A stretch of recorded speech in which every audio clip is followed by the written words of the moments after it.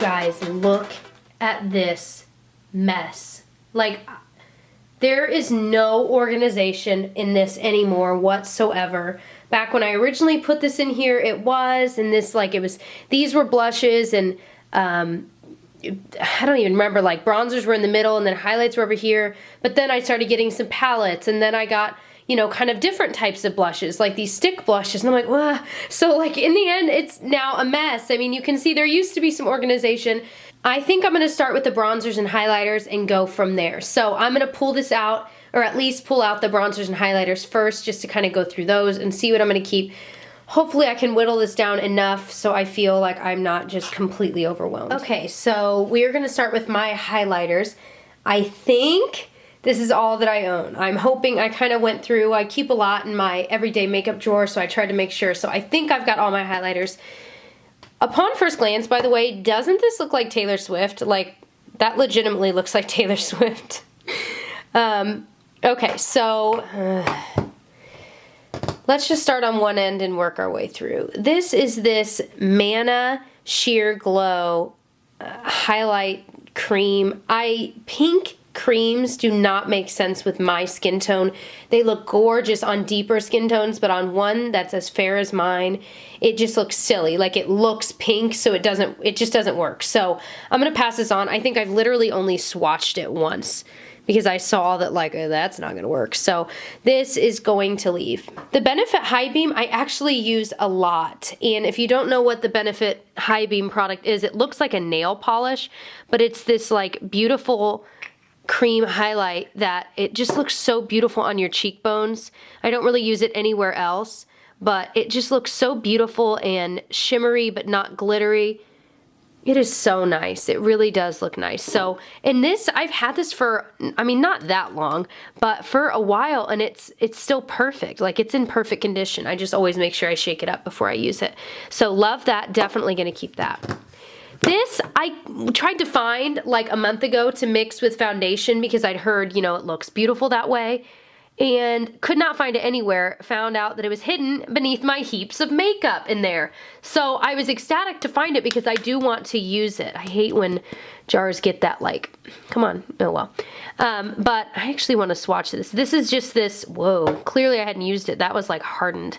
But it's just this gorgeous, like, golden, I guess it's a highlight, but really the idea behind it, because on my skin tone I wouldn't be able to necessarily put that on. I mean, I guess I could as a highlight. It just have to be really, yeah, I could. But I've heard people put a tiny bit of this in their foundation, and apparently it's absolutely gorgeous, which I would bet it is. So I'm going to keep this for now and give it a try. So this is the Mary Luminizer from the Balm. I got this a long time ago when it was on sale on Haute Look for like 10 bucks. It's the most beautiful highlight, but the problem is it's kind of hard to wear with my skin tone because it is more of a yellowish one. So when I wear this, I just have to use such a light hand. So I think I'm going to keep it for now, but I do want to make sure that I am just careful with it. I mean, honestly. This, I'm going to go through both of these together. I'm definitely keeping these, not because they're MAC, because you know I'm trying to work on not keeping things just because they're name brand. I'm keeping these because they're amazing. This I just recently got in Lightscapade, and it's the prettiest non-glittery but still shimmery highlight. I can't really, it doesn't do it justice. Like, swatches don't quite look right, but it's like out of this world. I don't know how to describe this. It's so beautiful. So I'm definitely keeping that.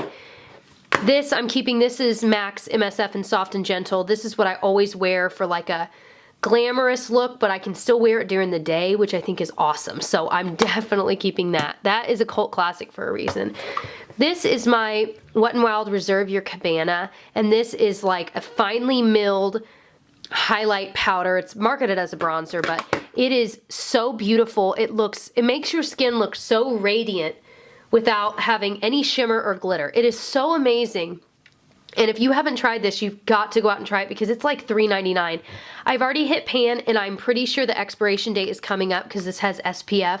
So I'm going to keep it for now, but I need to, within the next month or two, just buy a new one and get rid of this because the expiration date, like I said, is coming up. This is a Starlooks loose highlight. It's the only loose highlight I have, and this is my go-to for when I want like an absolutely beautiful glittery look. And I know it looks really dark, but it blends really light on the skin. But it's got this beautiful finely milled glitter in it, and like I said, I do not use this during the day or for an everyday anything. I just use it for special occasions. So definitely keeping this. It's the only thing I have like it. This one, I'm so on the fence. This is a Tarte one. It's in Rose, and it's an Amazonian clay shimmering powder. But it's like too dark. Like, doesn't that almost look like a bronzer? And it blends to be a little bit lighter, but it's still way too dark for my skin tone. And every time I've ever used it, I just think to myself, nope, no way. And I don't know, maybe this is meant to be more of a blush now that I'm like thinking about it, but I still don't really like it on my skin. So even though it kills me because this was not cheap, I am just gonna say goodbye to it because someone else will love it so much more. And look how cute this packaging is. Oh my gosh. Okay, so moving on to bronzers here. I've moved them into the way. I'm actually pretty proud. I mean, I know I've got more bronzers than I need and more highlights than I need, but I didn't have as much of them as I had thought. So that is a little bit more encouraging. And the fact of the matter is I really do, like the ones that I have for the most part, I actually really do use. So we're going to go through and see if there are any that I'm willing to part with just yet. Okay, the Hoola bronzer, this is really nice, you guys. And I know that everyone talks about it. I think it still works for fair skin, although it's not like a holy grail product by any means. I've got it and I use it, but if I ever ran out of it, I don't think I would ever re-buy it because it's nice, but I've discovered better ones. So like I said, I will use it up and it's really nice. And if you're a little tanner than I am, it's even better. But I don't think it's anything to write home about, honestly. But definitely going to keep it. I will use it up. This is the, let me get it out of the way there. This, I'm going to just sit on my desk here. Is that all right with you? This is the Tarte Park Avenue Princess Bronzer, and it's like a deluxe sample, which I love when they do deluxe samples because honestly this could be a full size. Like it's enough in here that like this is a full size and it's the same size. So the reality is it's a really good deal and I don't go through bronzer that quickly. I really like this. This is one that I reach for all the time. It's not as dark and it's also honestly not really that pigmented. You can kind of see it's a lot lighter and it does have kind of an orange tint to it, but it really is nice as an all-over bronzer in the summer for someone as fair as me. And I like that it's got a shimmer to it. I wouldn't necessarily contour with it. I mean, you could, but I know it wouldn't look right. But it really is nice. So if you're as fair as I am and you're just looking for a nice all-over bronzer that's not too crazy, I think you'd really like this because it is a little bit lighter. They now have the Park Avenue Princess in matte, which I have not tried but might be nice. But the shimmer in this is not really noticeable at all, so I don't mind it. So I'm going to keep that. Okay, moving forward. This is the Kevyn Aucoin Sculpting Powder in Medium that I talk about all the time that I adore. It's super-de-duper expensive, like $40 expensive, but it's an amazing contour powder. I won't talk anymore about it because I talk about it all the time. It is amazing. It's one of the very few super expensive products I own that out of any, honestly, this is like one of my favorite products out of any makeup product ever. So this is something that when I run out, I probably will rebuy, but definitely keeping, obviously. Okay, this is this Ofra Americano bronzer. Now this, a lot of us got in our BoxyCharm a while ago. And it's not bad, but it's just dark. And I'd heard Andrea Mattiano speak about this, and she made me kind of like it more because I had gotten it as well, and she's as fair as I am, and she said she, you know, kind of lightly dusted it everywhere, and she said how she was surprised how good it looked, even though she was really fair. And so I tried it, and honestly, I was surprised too. It really was a good bronzer, but I'm just not reaching for it out of my bronzers. So again, I figure I might as well pass it on while it's still decently new so someone else can love on it. So I'm gonna pass that one on. This is the Pixie bronzer that a lot of people hated. It's the Subtly Sun-Touched one, and it's really, really light for a bronzer, and that was most people's gripe, and they felt that it wasn't pigmented. Now, I love it because even though it's light, I think it's okay pigmented, but it's like a brown tone, like almost a gray taupe tone to it. So for someone as fair as me, it's an awesome bronzer. So I am definitely keeping it. The only downside is you can tell like it's getting kind of old. So I don't know. I think I'm going to keep it for now. I need to like wipe it off. I think I'm going to keep it for now. I might like scrape past the first layer and see if it's any better down there. If it's not, I'll probably pass it on. Or, well, honestly, if it's not, I'll obviously throw it away.